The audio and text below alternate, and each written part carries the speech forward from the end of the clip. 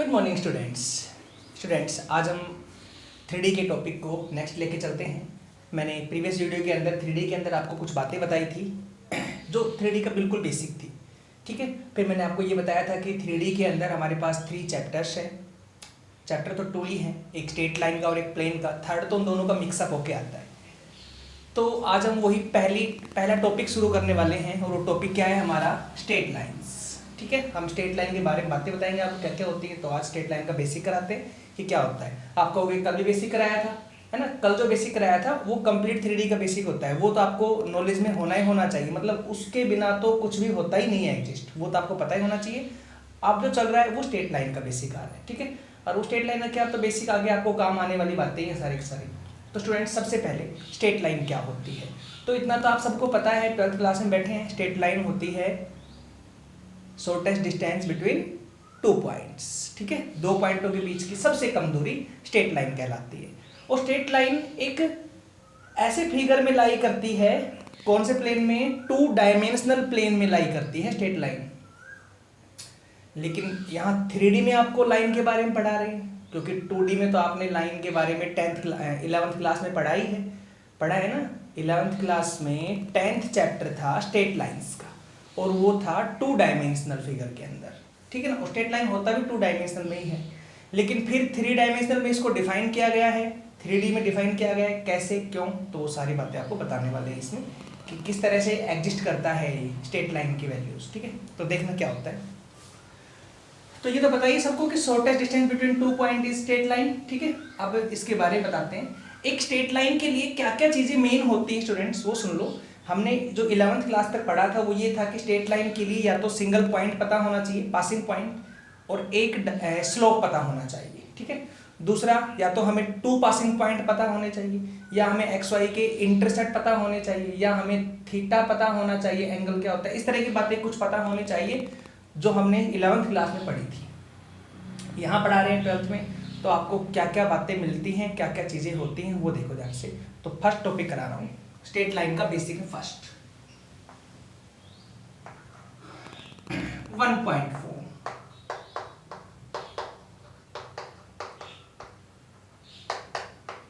ध्यान से सिर्फ वीडियो को देखना ही है, समझ अपने आप आ जाएगा, ठीक है ना। इस चीज़ की गारंटी मैं देता हूँ, क्लियर है। बस ध्यान से समझना है स्टेट कि केवल वीडियो में मैंने क्या बोला है, आधे घंटे भूल जाना कि बाहर की चीज़ें कोई होती हैं।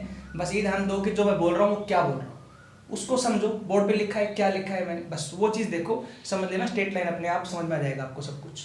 और ये तो आज बेसिक है, जब कल क्वेश्चन कराएंगे, परसों क्वेश्चन कराएंगे ना, तो सब क्लियर हो जाना है, कोई डाउट नहीं रहना है, ठीक है।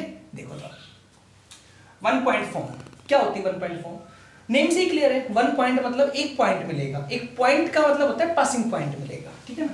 तो मान लीजिए passing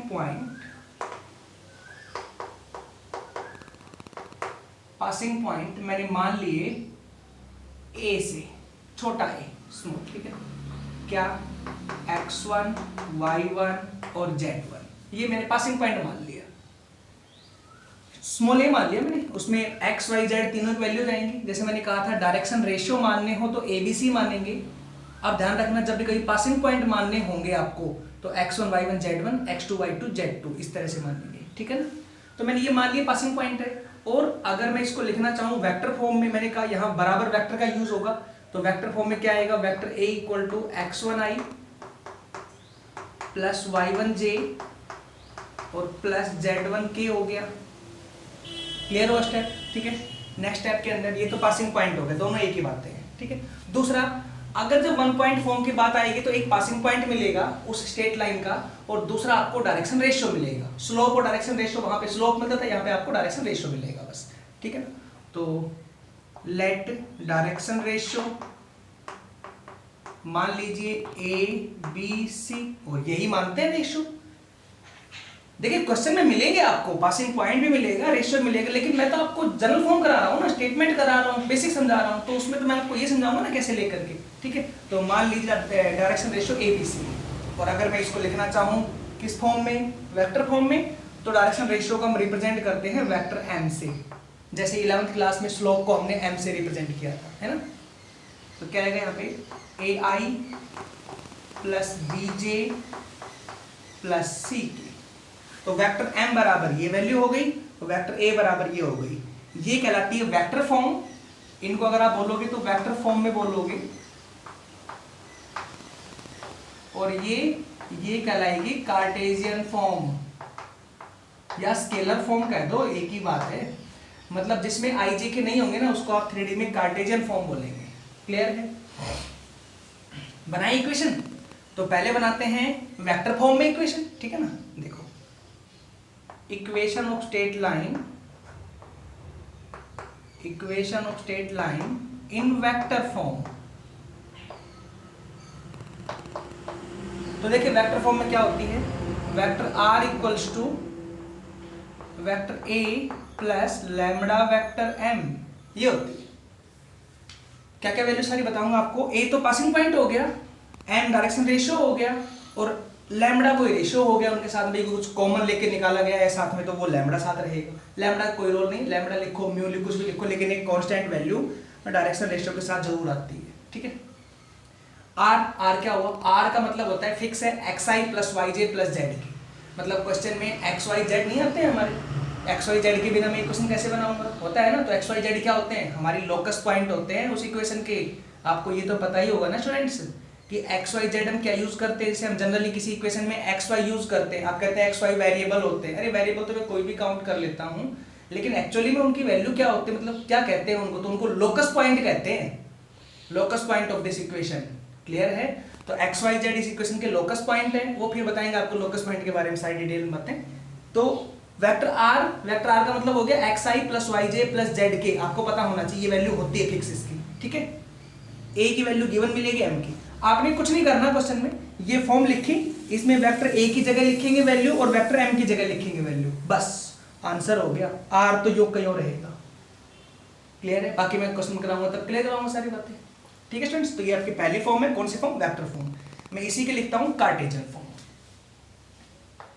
equation of straight line in Cartesian form. तो देखो क्या होती है कार्टेशियन फॉर्म। कार्टेशियन फॉर्म का मतलब होगा कि आई जे के नहीं आएंगे। तो देखना क्या होती है form, x minus x1 over a। ऐसे x में से पासिंग पॉइंट लेस करो, पहले वाला, ये पहले वाला पासिंग पॉइंट था, लेस किया x माइनस x1 डिवाइड में डायरेक्शन रेशियो का पहला पॉइंट, रेशियो का पहला पॉइंट a, ठीक है, इक्वल टू, अब सेकंड सेम, y में से y1 लेस करो b, इक्वल टू z में से z1 लेस करो ओवर c, और इक्वल टू ये लैम्बडा आ जाएगा, ये वाला, ये रहेगी कार्टेशियन फॉर्म, ठीक है। समझ आया क्वेश्चन के अंदर? बस इस तरह इस फॉर्म में लिखना है। एक्स वाई जेड तो फिक्स रहेंगे, x1 y1 z1 की वैल्यू रखनी है, a b c की रखनी वैल्यू, ये लैम्बडा इधर फिक्स रहेगा। मतलब लैम्बडा तो कोई भी कांस्टेंट है, कुछ भी लिख सकते हो लैम्बडा की जगह। तो स्टूडेंट समझ में आया, ठीक है। ये देखो अब ये 3 3 इसमें एक इक्वेशन में 2 2 इक्वल के साइन आ गए नहीं, ये वाले, वो तो इनके सबका आंसर है, मान लो क्या आ रहा है। तो देखो 2 2 इक्वल के साइन आए ना, तो ये इस तरह रिप्रेजेंट करती है स्ट्रेट लाइन को कि मैं इन दो से एक स्ट्रेट लाइन बना सकता हूँ, इन दो से एक स्ट्रेट लाइन बना सकता हूँ, इससे एक स्ट्रेट लाइन बना सकता हूँ। इस तरह 3D में स्ट्रेट लाइन एग्जिस्ट करती है, ठीक है। तो ये हमारे पास स्ट्रेट लाइन का पहला टॉपिक था, 1 पॉइंट फॉर्म। एक पॉइंट, जब 1 पॉइंट फॉर्म होगी तो उसमें आपको डायरेक्शन रेशियो मिलता है और एक सिंगल पासिंग पॉइंट मिलता है। आई होप क्लियर हुआ होगा। चलिए जैसे जैसे आगे बढ़ेंगे सब क्लियर होता रहेगा। अभी आपने पहली बार, शायद अपने जीवन में पहली बार ऐसा टॉपिक पढ़ा है, अब तक ऐसा नहीं पढ़ा होगा ना आपने, क्योंकि 11th में 3D है लेकिन नाम मात्र की है, कोई 3D का रोल नहीं है। 12th में आप पहली बार पढ़ रहे हो, पहली बार ऐसा पढ़ रहे एकदम से कि सर क्या हो गया, ये समझ में नहीं आ रहा। आएगा, डेफिनेटली समझ में आएगा, ऐसी कोई बात नहीं समझ में नहीं आएगी, लेकिन थोड़ा ध्यान देने की जरूरत है आपको, ठीक है ना। हर टॉपिक में हर एक बातें आप सेम ही चलनी है। देखो मैं आपको सेकंड कराता हूँ टॉपिक, सेकंड 2 पॉइंट।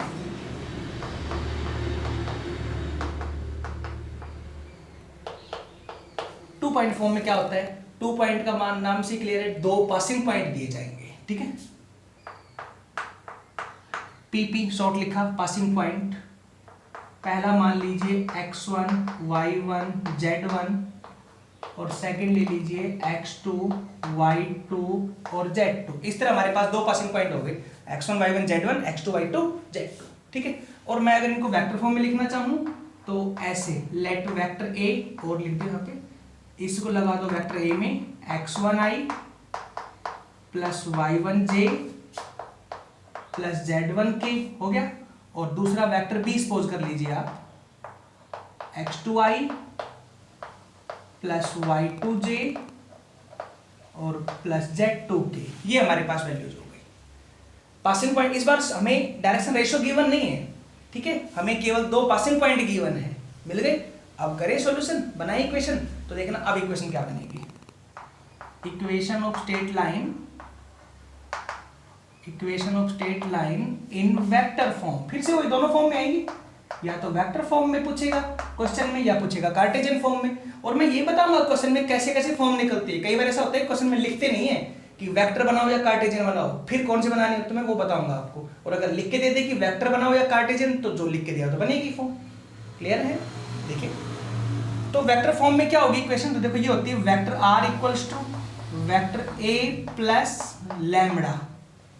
यहाँ देखो vector r equal to vector a plus lambda, और लैम्बडा के साथ क्या आता है, डायरेक्शन रेशियो। और डायरेक्शन रेशियो कैसे निकलेगा इनका, तो डायरेक्शन रेशियो 2 पॉइंट फॉर्म। याद करो मैंने कहा था सिंगल डायरेक्शन रेशियो 2 तरीके से निकलते हैं, एक तो 1 पॉइंट फॉर्म में, एक 2 पॉइंट फॉर्म में। 1 पॉइंट फॉर्म में तो वो खुद ही होते हैं, 2 पॉइंट फॉर्म में लेस कर देते हैं उनको, है ना। तो इनको लेस कर दो आपस में, तो vector b minus vector a हो गया। देखिए ध्यान रखना लैम्बडा के साथ हमेशा डायरेक्शन रेशियो आता है, वो बताऊंगा अभी आपको, थर्ड टॉपिक वही आएगा हमारा, ठीक है ना। तो बस वैल्यू रखनी, सोल्व करना है, हो जाएगा। नेक्स्ट आ जाओ इन कार्टेशियन फॉर्म, इन कार्टेशियन फॉर्म। तो देखो क्या हो कार्टेशियन फॉर्म में, x माइनस x1 ओवर वही x minus x1 over a क्या होता है, देखो पहला तो x1 लेस हो गया इसमें ये वाला।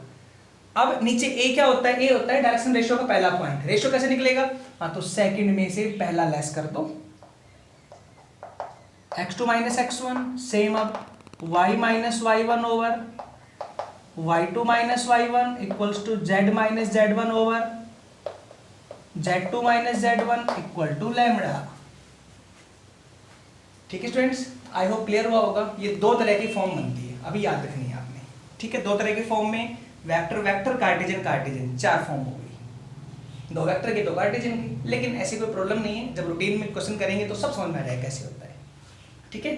तो अभी नेक्स्ट चलते हैं, डायरेक्शन रेशियो और पासिंग पॉइंट कैसे निकालते हैं। ये तो वो थे कि डायरेक्शन पासिंग पॉइंट और डायरेक्शन रेशियो दे दे आपको, और फिर आपको इक्वेशन बनानी हो तो अब उल्टा इक्वेशन दे दे और फिर आपने उससे डायरेक्शन रेशियो और पासिंग पॉइंट निकालने, तो कैसे निकलते हैं अब वो डिफाइन करता हूँ, थर्ड टॉपिक, ठीक। अभी इसका चल रहा है बेसिक स्ट्रेट लाइन का, अभी क्वेश्चन नहीं करा रहे हैं, क्वेश्चन नेक्स्ट वीडियो में कराएंगे, आज सिर्फ बेस चलेगा बेसिक, ठीक।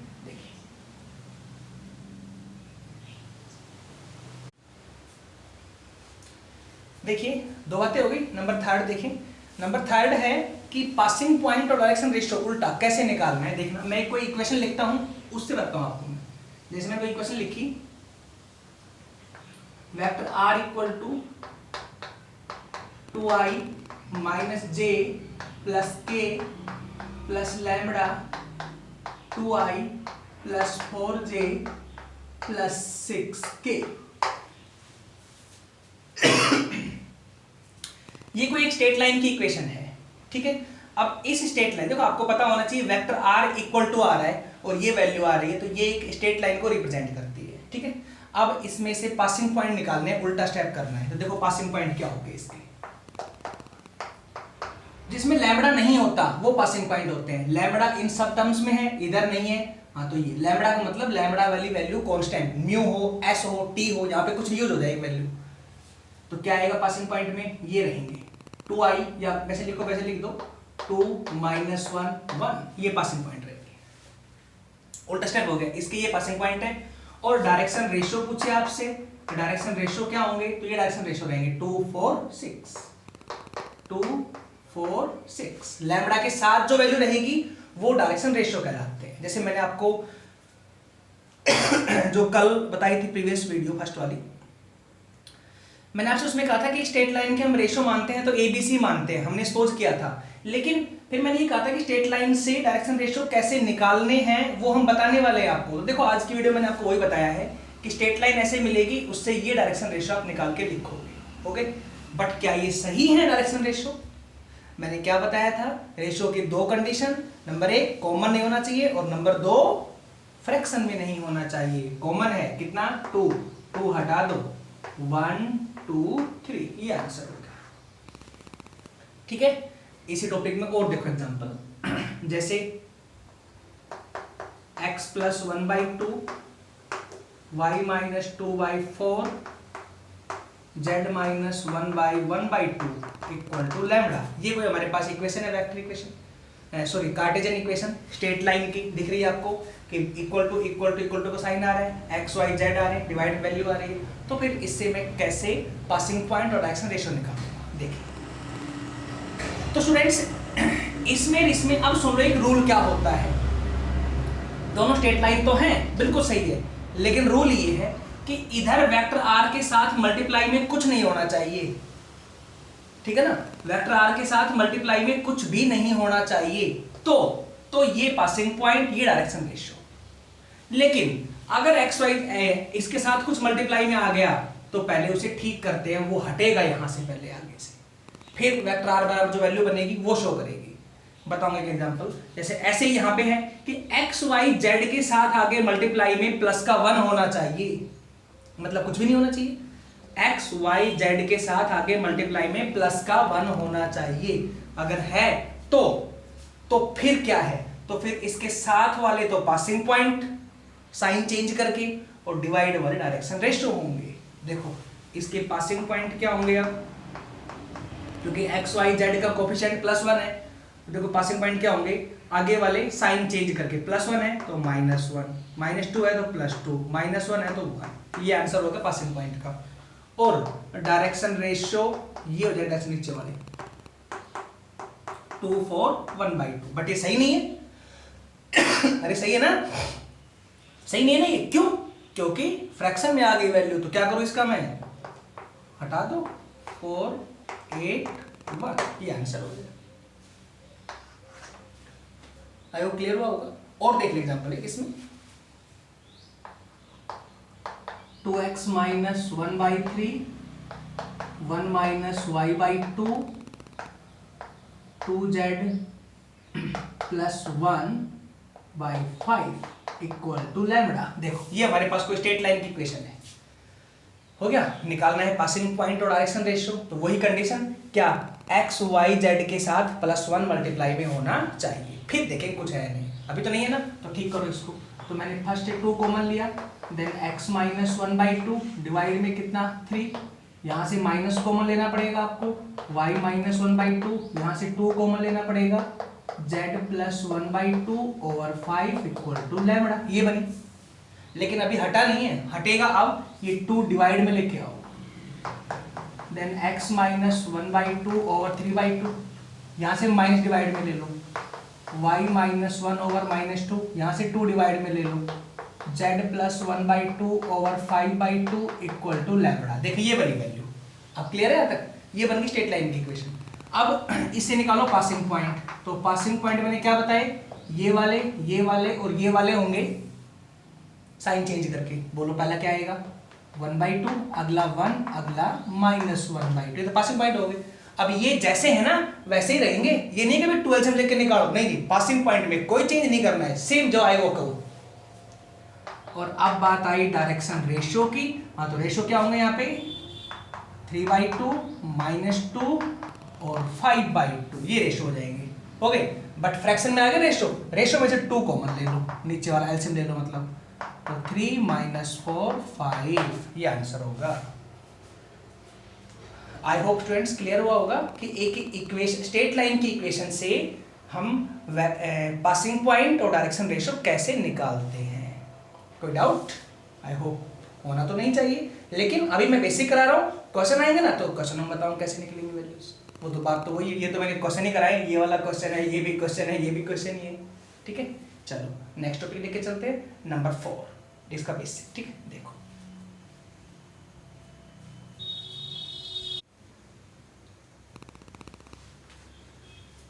देखिए स्टूडेंट्स, नंबर 4 टॉपिक है चेंज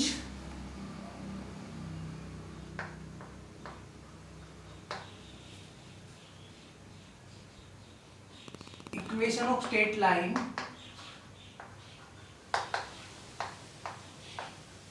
इन फ्रॉम, ऐसे लिख दो, वेक्टर टू कार्टेशियन फॉर्म।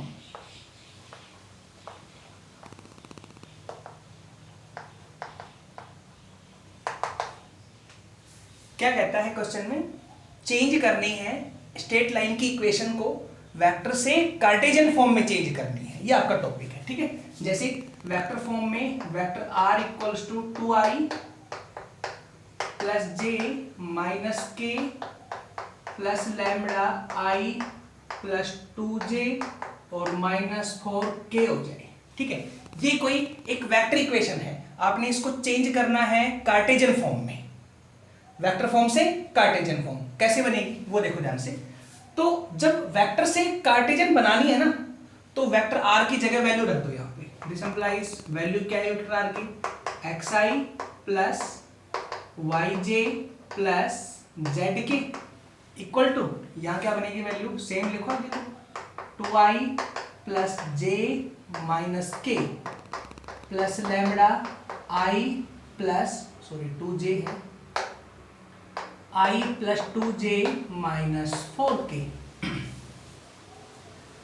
इस r की वैल्यू पता है ना कब रखी जाएगी, जब वेक्टर से कार्टेशियन फॉर्म बनेगी तब, नहीं तो नहीं रखनी। वो भी ऐसा टॉपिक बोल लेता हो क्वेश्चन में कि चेंज करके दिखाओ, वेक्टर से कार्टेशियन चेंज करके दिखाओ तो बनानी है वाली, ठीक है।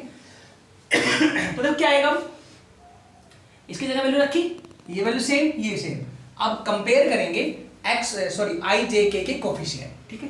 कंपेयर, इसके बाद का टॉपिक है compare coefficients of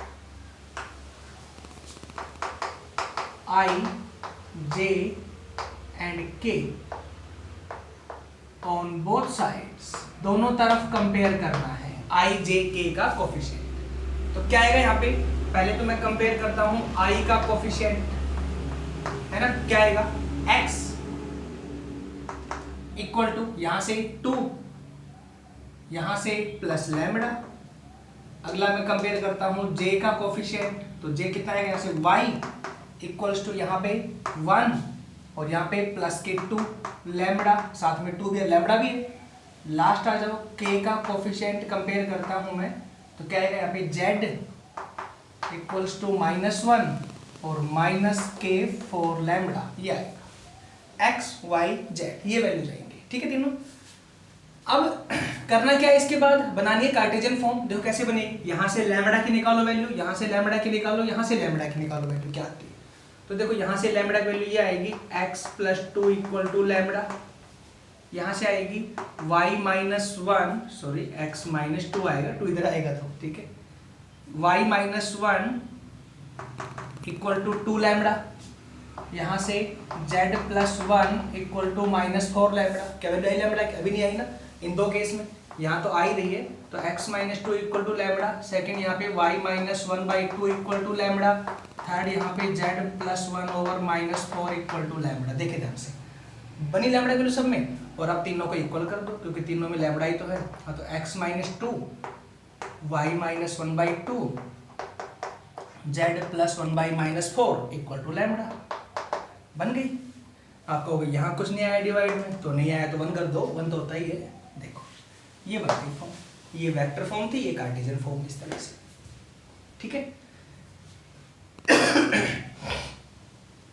second way भी है करने का तरीका, वो क्या है, सीधे यहां से पासिंग पॉइंट निकालो, 2 1 -1 1 2 -4, डायरेक्शन रेशियो हो गई है। ये पासिंग पॉइंट, डायरेक्शन रेशियो, और जो फॉर्म थी ना वो x minus x1 by this, y minus y1 by this, z minus z। लेकिन कई बार क्या होता है, जो एग्जामिनर चेक करते हैं ना एग्जाम के अंदर, वो सोचते हैं कि ऊपर लिखा हुआ तो ये है कि चेंज करो, कि इसको चेंज करके दिखाओ, और आपने क्या किया, आपने उसको बना दिया, चेंज नहीं किया। हमने इसको पासिंग पॉइंट रेशियो निकाले और उससे ये बना दी फॉर्म, बनेगी दोनों सेम ही इक्वेशंस। लेकिन चेंज करने के लिए जब बोलेगा तो ये स्टेप्स लगेंगे, क्लियर है। उल्टा बोल दिया, कार्टेशियन फॉर्म से वेक्टर फॉर्म बनाओ, बना के दिखाओ कार्टेशियन वेक्टर, तो उल्टा स्टेप, ये मिलेगी इक्वेशन, लैम्बडा की इक्वल अलग अलग करेंगे, उसके बाद ये वैल्यू डिवाइड की सब वहां जाएगी, x y z की निकालेंगे, जैसे यहाँ से सब में लैम्बडा अलग अलग, फिर यहाँ से एक्स वाई जेड की वैल्यू निकलेगी, हो गया, और सब में आई से इधर मल्टीप्लाई, जे से इधर, के से इधर मल्टीप्लाई, ऐड कर देंगे, ये वापस बनेगी फॉर्म। स्टेप उल्टेंगे, कुछ नहीं होगा। ठीक है स्टूडेंट्स, क्लियर हुआ? चलिए स्टूडेंट्स, अब लास्ट 3 स्टेप्स रह गए इसके। 4 टाइप्स हो गए ना, 4 टॉपिक हो गए ना।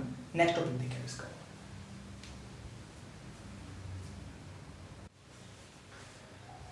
देखिए स्टूडेंट्स, नेक्स्ट टॉपिक है नंबर 5 पे, angle between two lines, angle between two straight lines. तो याद कीजिए, मैंने जो कल प्रीवियस वीडियो जो कराई थी उसमें आपको बताया था एंगल बिटवीन टू लाइंस क्या होता है, कि 2 लाइनों के आपको डायरेक्शन रेशियो चाहिए। मतलब 2 लाइनें मिलेंगी, स्ट्रेट लाइन मिलेंगी, तो उनसे हम डायरेक्शन रेशियो भी निकाल सकते हैं, कोई डाउट नहीं, ठीक है ना।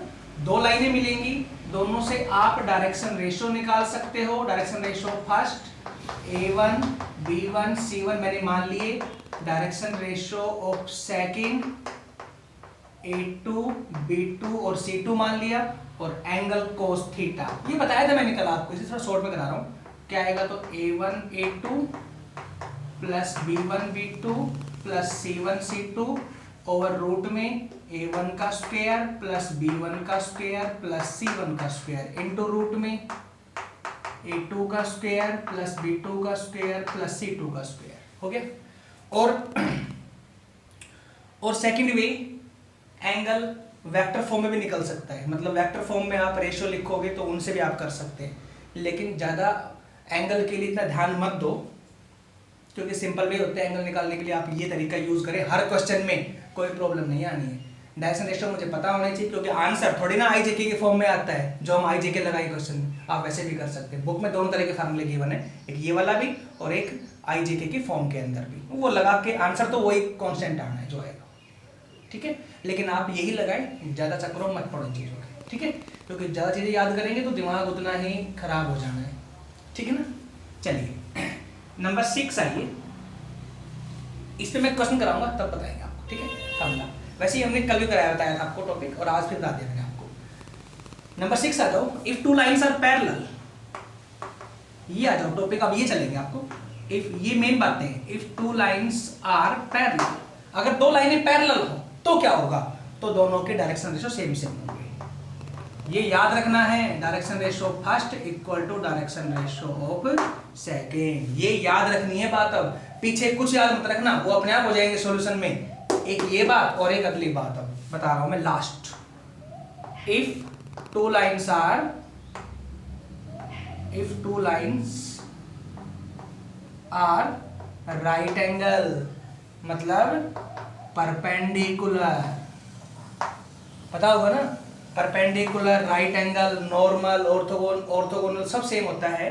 मतलब अगर 2 लाइनें 90 डिग्री के एंगल पे हैं तो क्या होगा, तो direction ratio of first into direction ratio of second equal to 0 होता है, कि दोनों के डायरेक्शन रेशियो की मल्टीप्लाई 0 के इक्वल होगी। कब होगी, ध्यान से सुने, कब होगी, जब दोनों लाइनें परपेंडिकुलर होगी। क्लियर है, ध्यान रखना, 2 लाइनें परपेंडिकुलर तो दोनों के डायरेक्शन रेशियो की मल्टीप्लाई 0 के बराबर, और 2 लाइनें पैरेलल तो दोनों के डायरेक्शन रेशियो सेम। ये 2 बातें जरूर याद रहनी चाहिए। ये याद है तो सब क्लियर है, और अगर यही याद नहीं है तो फिर 3D पढ़ना ही मत आप। इसके बिना तो कुछ भी नहीं होना है 3D में।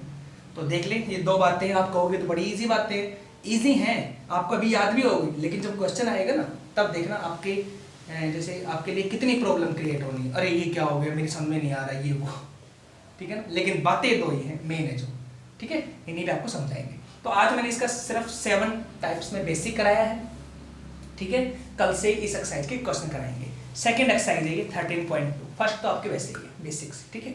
सेकंड से आपका शुरू करते हैं 13.2 स्ट्रेट लाइन नेक्स्ट वीडियो के अंदर। थैंक्स।